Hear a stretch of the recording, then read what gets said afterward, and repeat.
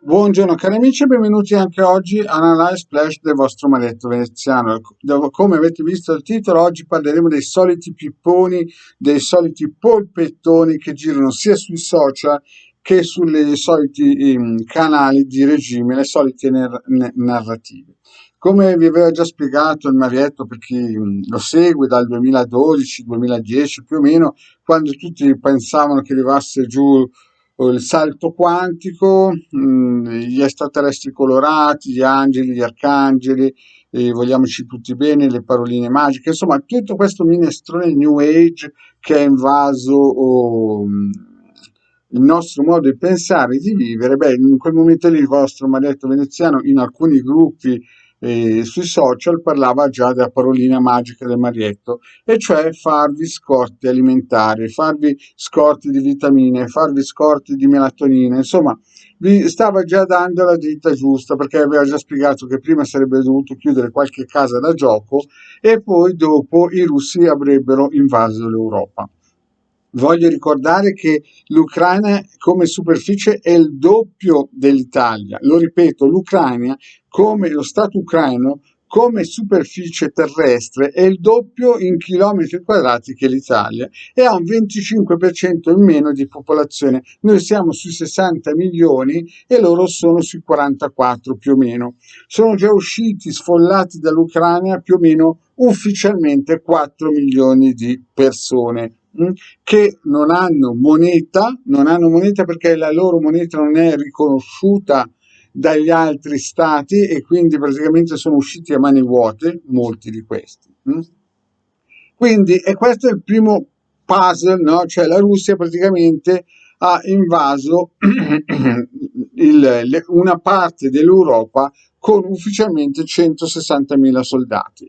Chiaramente ha invaso questo Stato con i fondi di magazzino, non sta usando le armi reali che ha, perché come avete visto in alcuni filmati riescono a colpire una mela a 3.000 km distante e fare un buco grande come un cratere di un vulcano. Quindi tecnologicamente hanno delle armi sofisticatissime, no?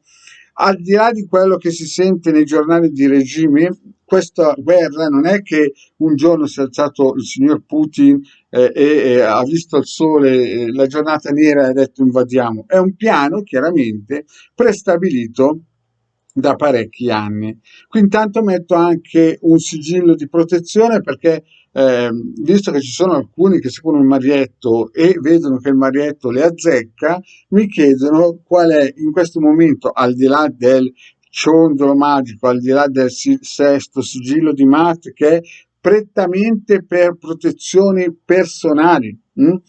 Una protezione per le case terreni, se uno ha delle case stabili terreni, allora ci vuole questo sigillo, perché è un sigillo che ha come minimo 3.000 anni, è più vecchio di 3.000 anni di quelli salomonici. Vi ricordo che Mosè non era solo un profeta, era anche un mago ed era un generale militare.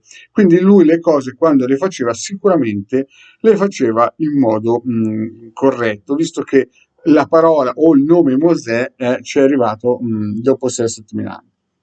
Bene, allora come andrà questa evoluzione? La prima cosa che voi dovete capire se avete delle finanze è prima di tutto togliere tutto quello che avete dai circuiti elettronici e portarlo chiaramente nel materasso, perché qui, come avete visto, dopo questa situazione del Covid che sta ad agio distruggendo o ha distrutto l'economia di tantissime persone che avevano magari un ristorante, un'attività, e il nostro governo lì ci ha messo sopra il governo di Milione una pezza molto importante per fare che tutto andasse in modo peggiore. Infatti con l'euro e l'avvento di questo Covid siamo riusciti a degradare il comparto industriale italiano del 25%. Neanche gli alleati quando bombardavano l'Italia erano riusciti così tanto, cioè gli americani. Comunque, riprendendo il discorso, quindi la prima cosa è chiaramente cercare di tirare fuori dai circuiti elettronici più moneta che si può, perché come avete visto gli ucraini, quando hanno incominciato a scappare, la loro moneta, quella poca che erano riusciti a prendere, le altre banche non le hanno volute ricevere. Poi la seconda cosa molto importante è che se siete al nord vi conviene incominciare a guardare verso il sud. Se invece siete al nord e volete restare lì, allora il vostro maglietto veneziano vi consiglia un bel sigillo di Mosè per la vostra protezione. E poi chiaro un'indagine a vedere se sarà attaccata a questa zona, questo paese dove abitate. Poi è chiaro, ci sono tantissime altre cose che bisognerebbe fare, ma io ne ho già parlato ampiamente nelle varie pillole, quindi non aspettatevi gli extraterrestri in carrozza, non aspettatevi gli angeli colorati, non aspettatevi gli arcangeli, quelli che vi dicono che andrà tutto bene, perché queste cose qui vi ho già spiegato in altre pillole, attirano solo egregore, no? Che fondamentalmente vi succhieranno poi l'energia e in questi momenti come stanno succhiando le energie agli ucraini. E non, mi raccomando, sempre un occhio vispo sulla propaganda di regime, che una ne dice e 100 ne fa. Bene, seguite sempre Marietta Ildegarda, alla prossima, ciao.